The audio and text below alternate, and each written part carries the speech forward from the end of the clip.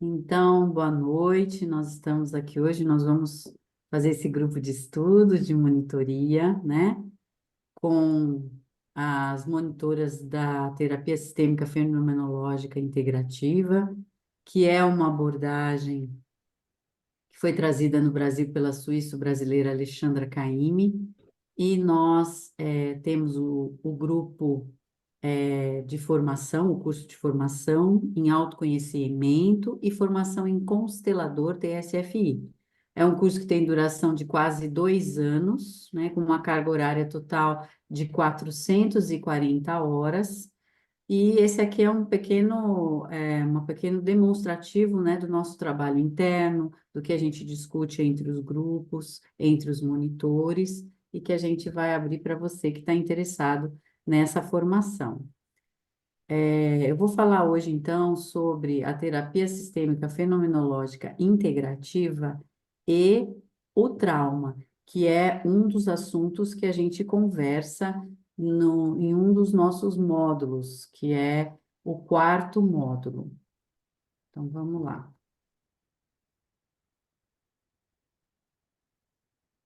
Bom, então a gente considera, né, que o trauma é um evento ou um acontecimento que sobrecarrega, né, que traz uma sobrecarga para o nosso organismo, e a resposta é estritamente individual. Então, duas pessoas podem assistir ou participar de um acontecimento, né,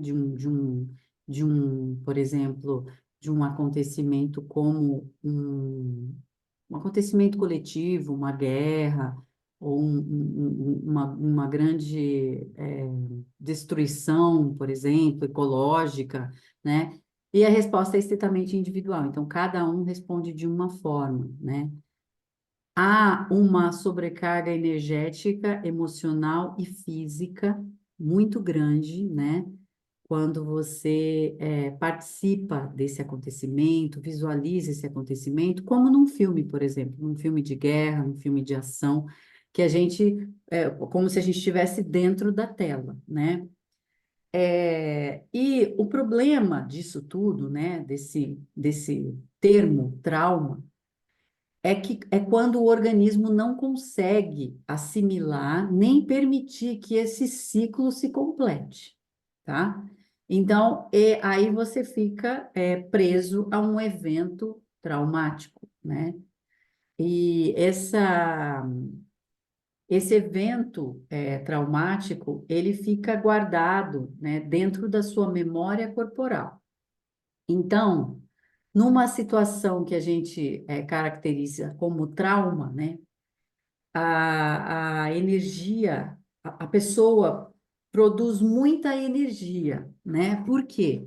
Porque quando ela está vivenciando isso, ela tem uma reação de ter medo, por exemplo, de fugir, ou uma relação de lutar, de enfrentar, né? Ou uma reação de paralisia, né?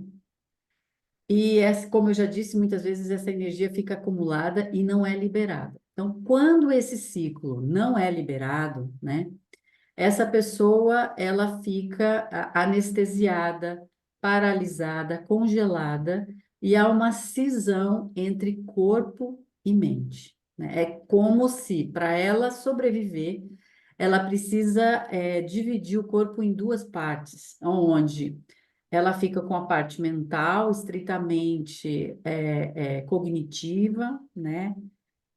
Da parte de percepção, da parte de sensação, da parte corporal, né?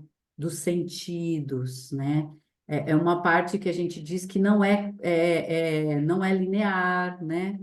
Não é mental, não tem análise, né? Não tem. Então, acontece isso dentro desse ciclo do trauma que não foi finalizado, né? Então, a gente acredita que é o corpo que armazena essa vibração do trauma.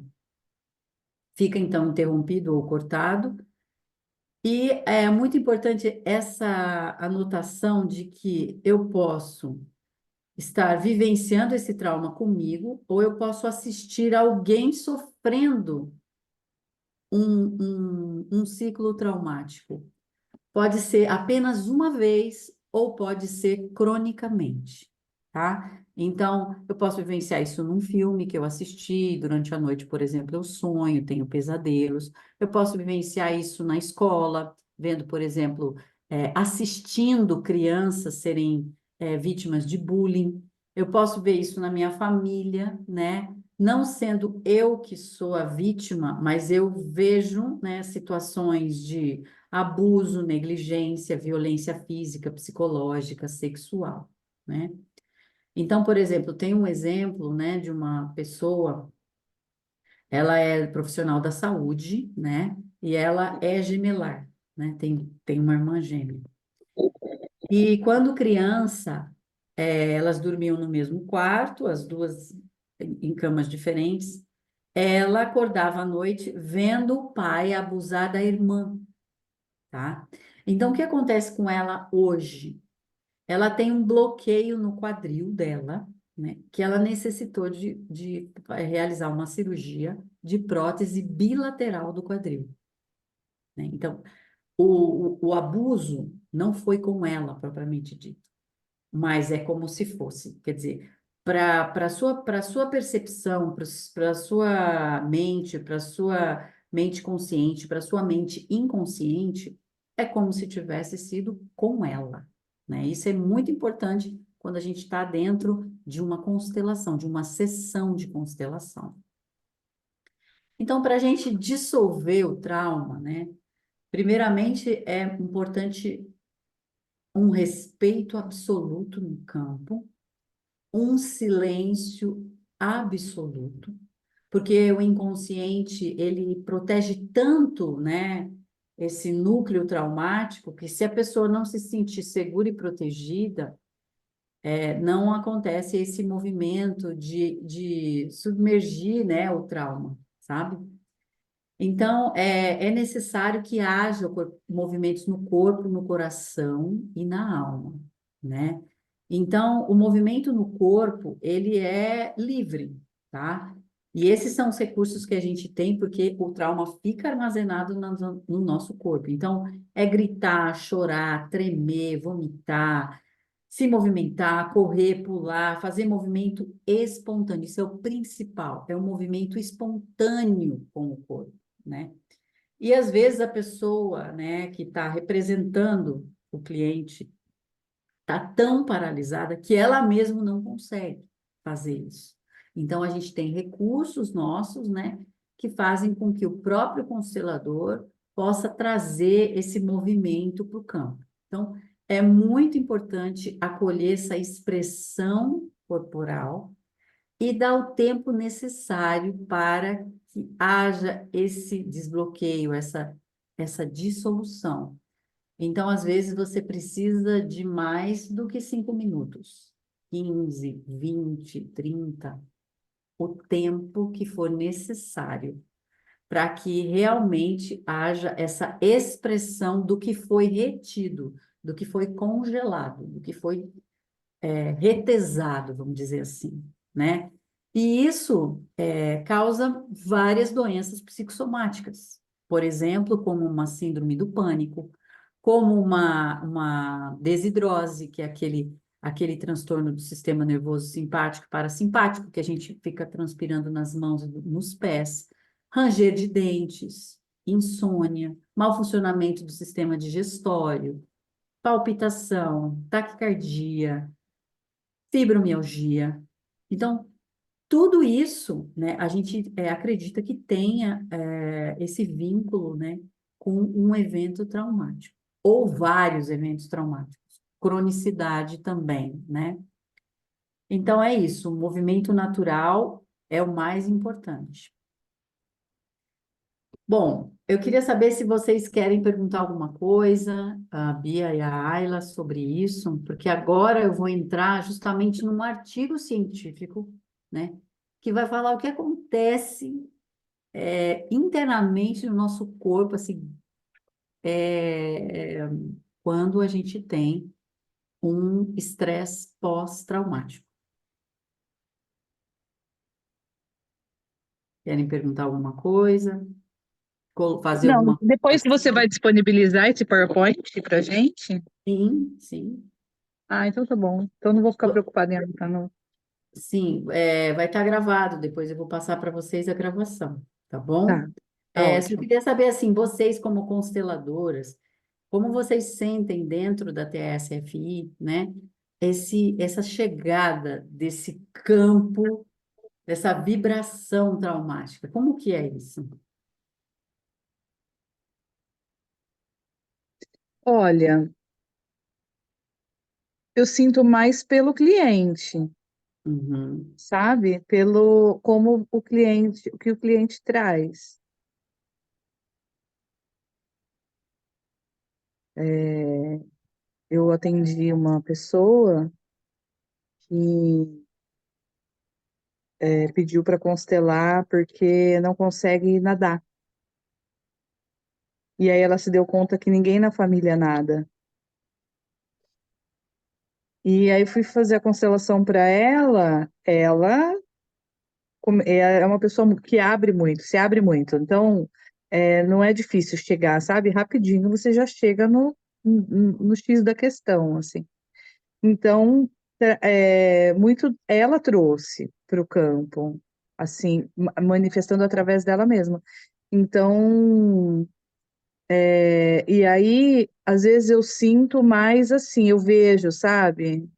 Quando a gente está ali uhum, concentrado, eu vejo alguma cena, eu sinto alguma situação mais traumática, mas eu não chego a sentir a vibração, sabe? uhum. Sim. Mas você sente que há algo, né, ali, que tem Sim, algo que sim, precisa ser sim. desbloqueado, né? Sim, por exemplo, nesse caso da pessoa que foi fazer natação e não conseguiu, se afogou no raso, inclusive, quando eu fui fazer a constelação, logo eu coloquei uma música, ela se viu afogando com o líquido amniótico, mas em seguida ela já se viu numa coisa, numa experiência da alma que estava ela, a irmã e a madrinha escalando uma montanha fugindo de um tsunami, né? E aí ela não parava de tremer, assim. Só que aí para mim veio uma coisa mais antiga ainda, que veio a cena dos negros escravizados sendo jogados assim com a corrente no pescoço, sendo jogados no mar. Uhum, Então, uhum. às vezes vem a cena, né? E não necessariamente uma vibração, assim. Sim, a vibração é só uma maneira de falar, né, de Sim, que vai, que chega isso, né, dentro do campo, isso. né? A Ayla quer colocar alguma coisa, Ayla, da sua experiência? Eu acho que é isso mesmo que a Bia trouxe, né? E tem também o trauma que é inconsciente, né, no cliente. E a gente é que acaba acessando. Então, também tem que ter muito esse cuidado, né? Por exemplo, o abuso sexual é uma coisa muito séria. E muitas vezes a cliente não sabe, né? Então, eu acho que tem que ter também esse cuidado, mas a gente sabe, né? O campo apresenta, então, se o campo está apresentando, ele apresenta também a forma que deve ser trabalhado isso, né? Se Uhum, a gente já pode comentar isso com a cliente ou não, a gente só faz lá o nosso trabalho e a cliente também não precisa ficar sabendo, porque às vezes traz para o mental e uhum. A fica história pensando mesmo, nisso. especificamente, não precisa ser dita, porque inclusive ela pode ser uma história da alma dela, né? Não necessariamente dela. Por isso que a gente vai ver esse artigo científico, né? Que vai tratar, né, da memória epigenética, né? Então, eles fizeram um estudo com pais e mães que viveram o Holocausto, tá? Hum, E com os filhos, né? Então para participar, você tinha que ter o seu pai ou a sua mãe sobrevivente do Holocausto, né? E você também sobrevivente, né? Disso tudo. Mas veja, a ciência é limitada, porque Na constelação, a gente acessa mais que isso. A gente não acessa só a memória do DNA, é, da primeira geração de antepassados. A gente acessa muito mais, né? E além disso, né, a gente acessa também as memórias da sua alma e os registros do sistema em que você participou, em que você participa. Então, ainda a ciência não tem como mensurar isso, tá? Por quê? Porque as terapias integrativas, elas são terapias de saberes tradicionais. Elas têm mais do que 400 anos. O que o Bert Hellinger observou por 16 anos na África é mais do que 400 anos, porque a maior experiência dele foram os 16 anos de observação vivendo numa comunidade africana. E não o que ele tentou estudar depois, porque depois ele tentou estudar o que ele captou com o corpo dele, com a alma dele, com o coração dele nesses 16 anos e colocar de uma maneira que a sociedade atual entendesse. E aí é isso que estão querendo fazer com as constelações e a ciência. Estão querendo pegar algo que ainda não temos ferramentas para mensurar e querem, e não, só vamos apoiar vocês se vocês encaixotarem isso aí. Então, não tem, porque é uma sabedoria milenar. Por isso que as constelações estão nas práticas integrativas. Não é porque elas derivam da psicanálise, do psicodrama, né? Não, é porque elas são frutos, primeiramente, dos 16 anos de observação do Bert Hellinger em comunidade africana. É isso que fez ele ter os insights ao longo de 16 anos, não são 16 dias, são 16 anos, né?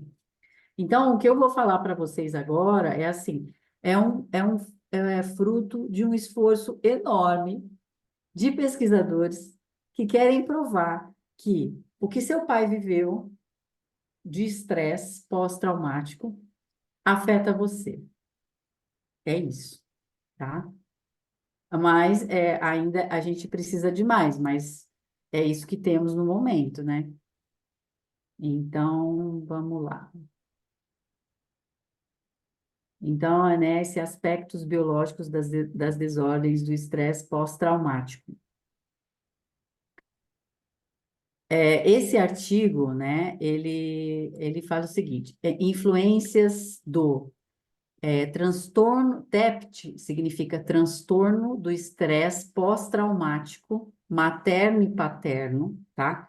Na regulação epigenética do gene receptor de glicocorticoide em descendentes de sobreviventes do Holocausto. Então, na verdade, é a regulação do gene do DNA em relação aos filhos, tá? Então, veja, para fazer esse estudo, olha quanta gente aqui, ó. 1, 2, 3, 4, 5, 6, 7, 8, 9. A maioria aqui tem doutorado. Então, não estamos falando de qualquer coisa. Estamos falando de pessoas que estudam isso, tá certo? De 2014. Então, também não é muito antigo esse artigo.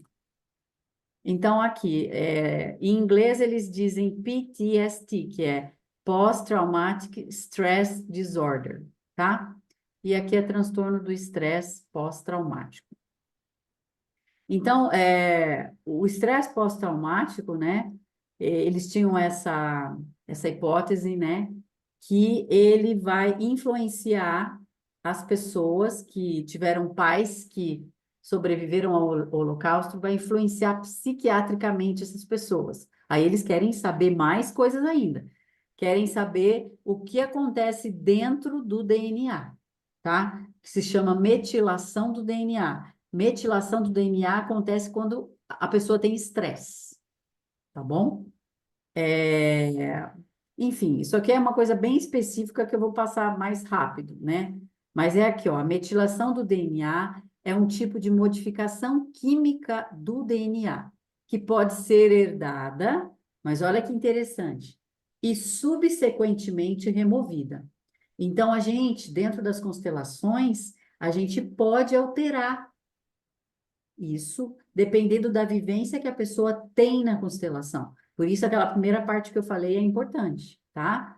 Então, ó, pode ser removida sem alterar a sequência original da molécula. É um mecanismo epigenético, né? Então, o estresse aumenta essa metilação, essa modificação química do DNA e reduz a expressão da plasticidade neuronal. Então, é como se ela enfaixasse, né, o DNA, tá bom? Então, como que eles fizeram esse estudo? Isso é muito importante a gente saber também. Eles pegaram filhos adultos, né, da, que têm pais sobreviventes do Holocausto, 80 pessoas, e pegaram mais 15 pessoas, né, que não tiveram exposição parental com o Holocausto. Então, essas pessoas não tiveram relação, né, parental com o evento do Holocausto. Eles querem também comparar essas pessoas, fazer uma comparação. Aí, para você entrar no estudo, né, então, para você ser considerado uma exposição parental do Holocausto, tinha que estar internado num campo de concentração nazista, ter testemunhado ou sofrido tortura, teve que fugir para salvar a própria vida, como Bert Hellinger fez, que ele fugiu, né? Ou se esconder durante a era nazista, por exemplo, Anne Frank e a sua família, tá? E aí, eles então fizeram essa escolha dessas pessoas, né? E aí, como foi essa avaliação clínica? Eles fizeram uma entrevista clínica estruturada, né, para as desordens de saúde mental. Depois, eles fizeram vários questionários, né, como, por exemplo, inventário de depressão nessas pessoas, inventário de ansiedade, escalas de experiências dissociativas, né, que é muito importante para ver a parte emocional e psiquiátrica da pessoa, escalas de relacionamento, questionário do trauma infantil. Então, é tudo ferramenta para a gente fazer a medição disso, né? Para observar como está a saúde emocional dessas pessoas. Aí eles também fizeram avaliação laboratorial, pegavam exames de sangue, exames de células de defesa, níveis de cortisol, enfim, bastante coisa. Depois fizeram análise estatística de tudo isso, com vários testes estatísticos, e o que mais importa para a gente são os resultados, tá? Então, eles observaram que 75% dos descendentes do Holocausto tinham os dois pais expostos ao Holocausto, tá? Então, esse transtorno foi relatado em 55% das mães que sobreviveram ao Holocausto. Então, metade das mães tiveram esse tipo de estresse, né? E 44% dos pais. Tá? Então, de cada 10 pessoas que sobreviveram ao Holocausto, 4 tinham um tipo de transtorno pós-traumático, isso olha quanto tempo depois, tá? Então, os participantes que tinham a mãe com um transtorno, né, de estresse, eram mais velhos, tinham mais longevidade do que aqueles que tinham o estresse paterno, tá? Quem tinha um pai com estresse de traumático era mais jovem. E aí não houve diferença de gênero, de massa corporal, de educação, de psicopatologia, tá? Houve diferença nas taxas ao longo da vida, né? E transtornos de depressão e ansiedade, né? Então, as pessoas que não tinham relação de parente com o Holocausto tinham menos transtorno do que aqueles que tinham os pais que tinham estresse traumático, tá?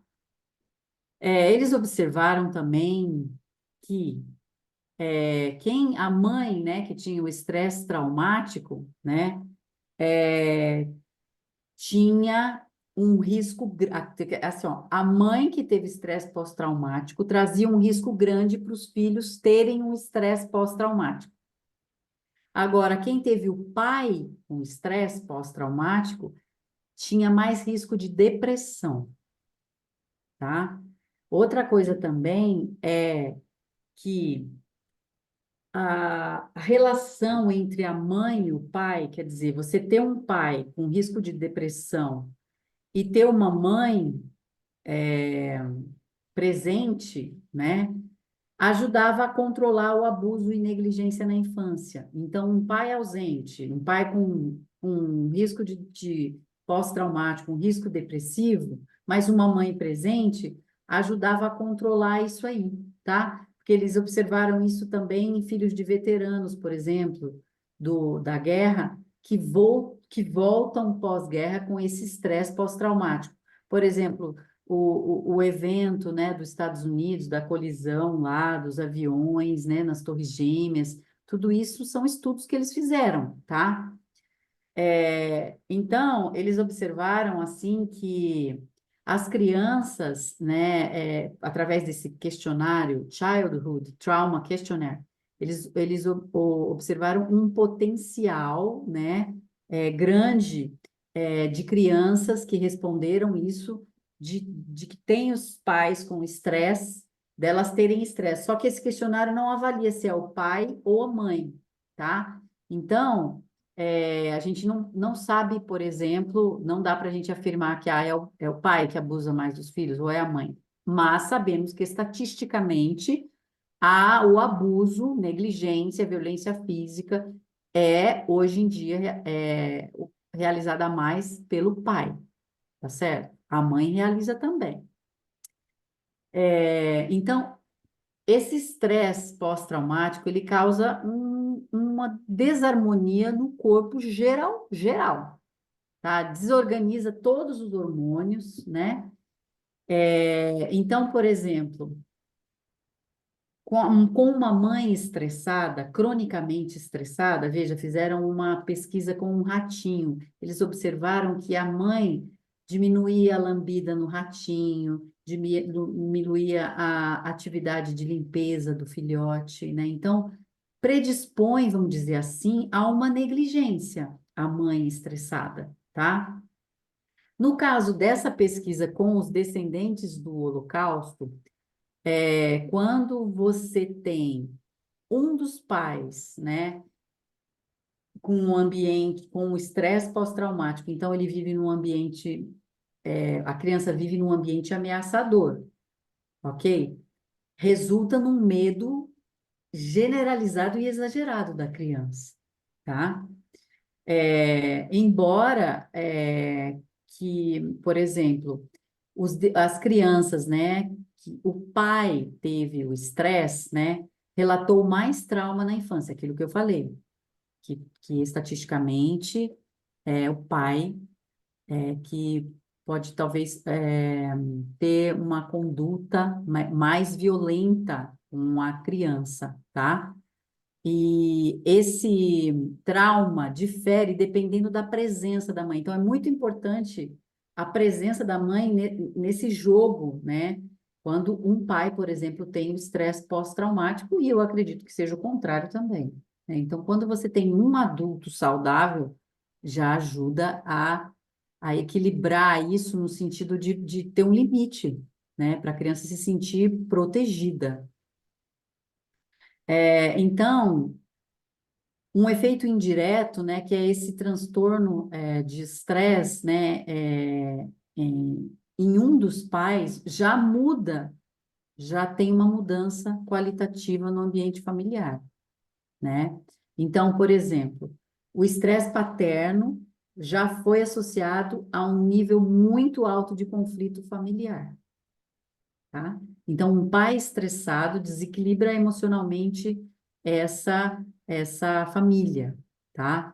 Então, essa maior excreção, por exemplo, do cortisol, que é um hormônio do estresse, né? E ele, então, ocasiona isso, né? O TEPT paterno, essa sensibilidade maior ao receptor do glicocorticoide, maior mudança no DNA. Quando ambos os pais estão traumatizados ou expressam sintomas, né, relativos ao trauma e não tem proteção para a criança, né? E aí a criança vai vivendo esse estresse crônico, né? E sem proteção, uma ameaça constante, né? Ela então fica, vamos dizer assim, fica vulnerável a essa imprevisibilidade, né, do comportamento dos parentes, né? Então, as crianças ficam hipervigilantes.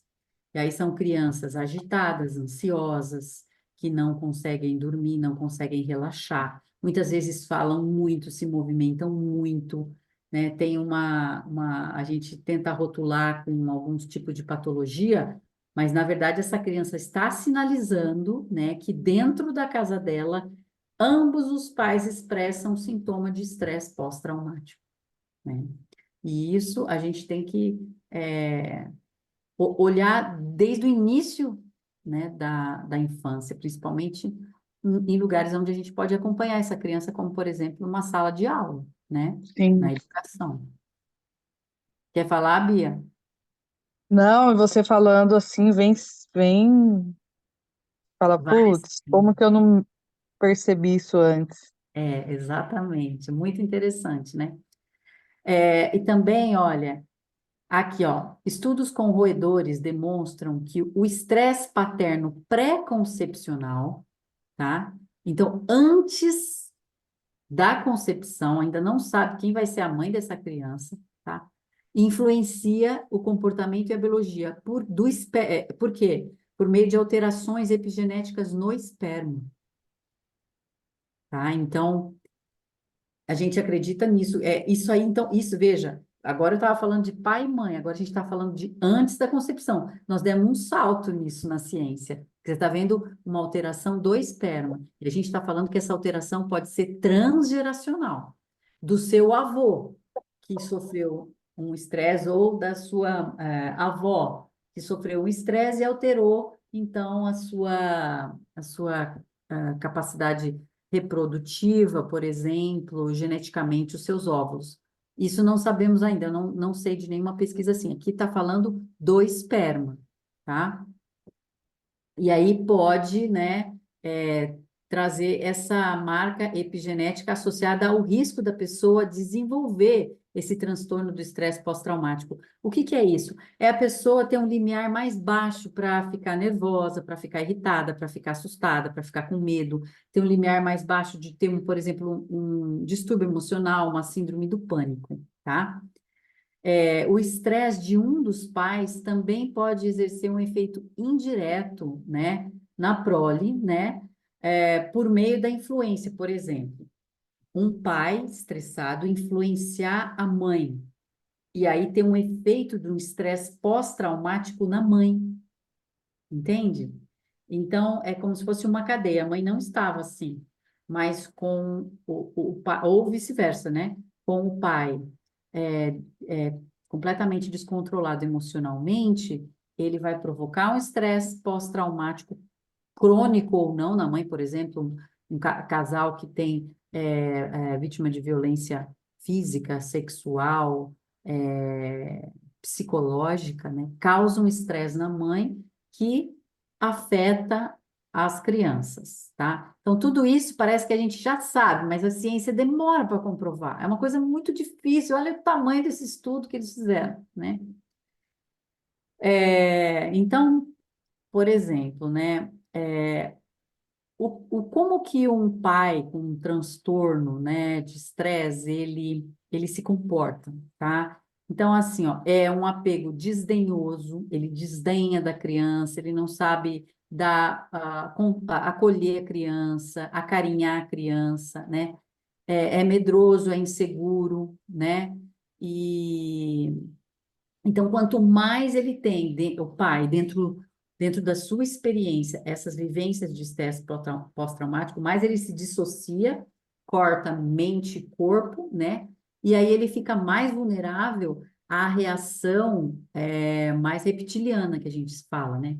Que é aquela reação, o mosquito pousou aqui, eu já pá, dou um tapa, Então, assim, é uma reação completamente reptiliana. Olha o tamanho do mosquito, eu não preciso fazer isso no meu rosto, não preciso dar esse tapa, né? Então, é uma reação descontrolada mesmo, uma reação, muitas vezes, o abusador, né, ele tem um estresse pós-traumático, você vai ver na história dele, na história dos pais, é algo completamente desorganizado, né? E o transtorno pós-traumático materno, né, foi associado a sintomas de depressão, ansiedade, né? Então, muitas vezes a mulher não pode se expressar, tem medo de se expressar, né? E nesse caso aqui foi em relação às mulheres que sobreviveram ao Holocausto. Então, parece que elas têm um nível de sofrimento diferente dos homens, né? E elas causam esse tipo de sofrimento psicológico, como se transgeracionalmente passasse para os seus filhos, tá? Então, esse estudo, olha, ele foi apresentado na 29ª reunião anual da Sociedade Internacional de Estudos Traumáticos, na Filadélfia, de 7 a 9 de novembro de 2013, e na 52ª reunião anual do Colégio Americano de Neuropsicofarmacologia, em Hollywood, na Flórida, de 8 a 12 de dezembro de 2013, tá? Essa equipe que participou, né, desse estudo, veja, eles são dos Estados Unidos, né, de Nova York, Nova York, aqui, ó, isso, ó, McGill University, em Montreal, Canadá, em Singapura. Então, é um estudo que a gente fala que é multicêntrico. São várias pessoas participando no mundo todo, né? Então, isso é que é importante. A ciência está trabalhando, mas ainda é limitada, né? Então, eu queria ouvir um pouquinho de vocês, se esse artigo trouxe alguma lembrança, trouxe alguma situação dentro de uma constelação, alguma coisa assim. Olha, quando você começou a descrever o pai, você descreveu o meu pai, né?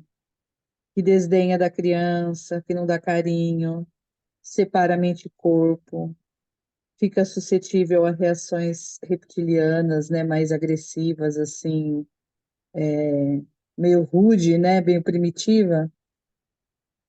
Uhum. Meu pai era essa pessoa. E na escola, você, assim, eu sei que você é educadora, né, Bia? Você presenciou alguma coisa assim que te lembrou, assim, situações do dia a dia, Olha, das crianças menores que nem conseguem falar, por exemplo? os bebês é mais difícil, é mais através do choro, né?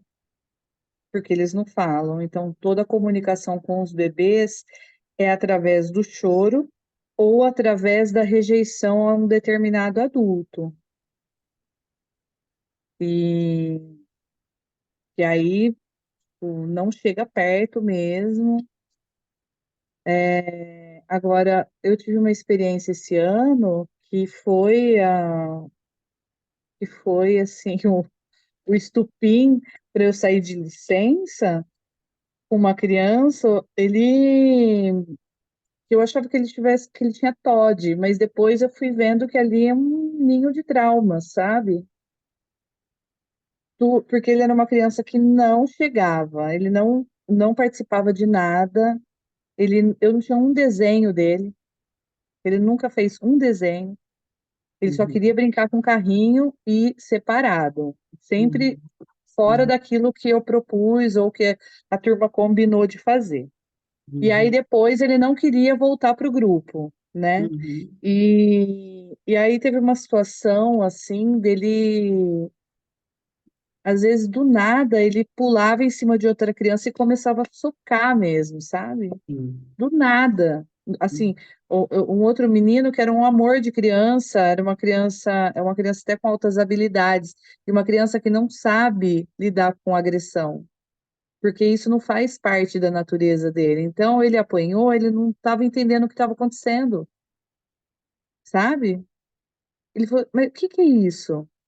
Ele nunca tinha Sim. apanhado na casa dele, uma É criança, como que sabe? criou um trauma para ele. Criou um Criou, trauma para ele. Criou. criou. Mas, e aí, assim, e virava e mexia, esse menino batia com essa violência, sabe? Uhum. E o dia que eu falei assim, olha, a gente vai ter que conversar com seu pai a hora que ele chegar, né? Que era o pai que buscava. A gente vai ter que conversar, você vai contar pra ele o que aconteceu, tal. Aí a hora que ele olhou pro pai, ele desabou a chorar e falava: "Não me bate, não me bate, não me bate". Aí o pai dele falou assim: "Eu não vou te bater". Eu falei: "Não, seu pai vai conversar". Ele fala que vai conversar, mas ele sempre me bate.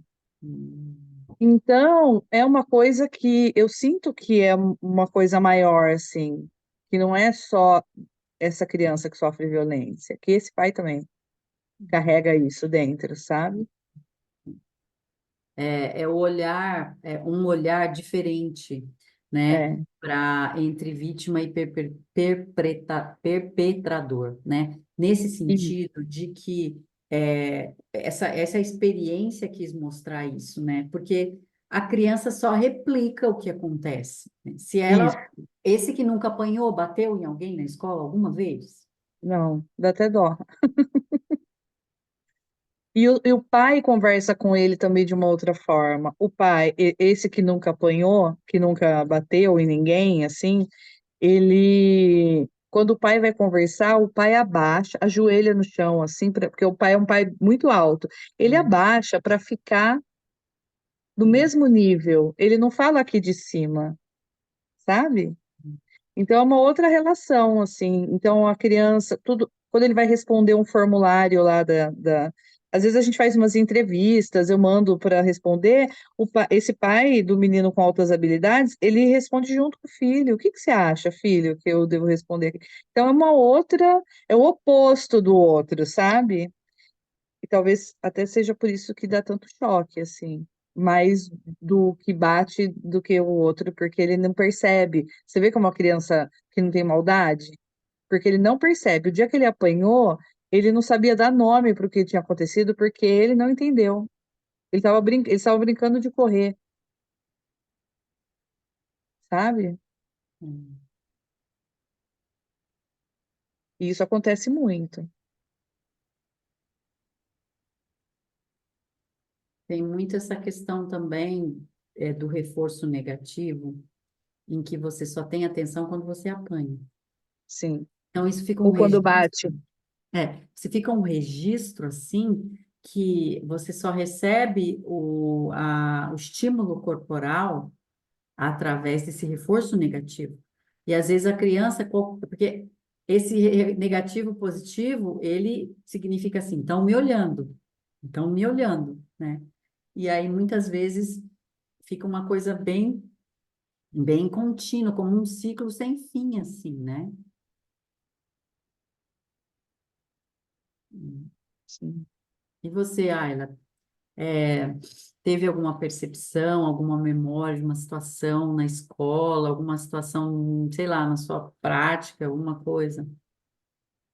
Não, eu também, né? Sou pedagoga, fui muitos Ah, anos aí de educação infantil, mas nem era formada, foi há muitos anos atrás, assim, e hoje em dia eu tendo outra cabeça, né? E conhecimento também, vem ali, né? Um aluno ou outro, você fala, nossa, é verdade.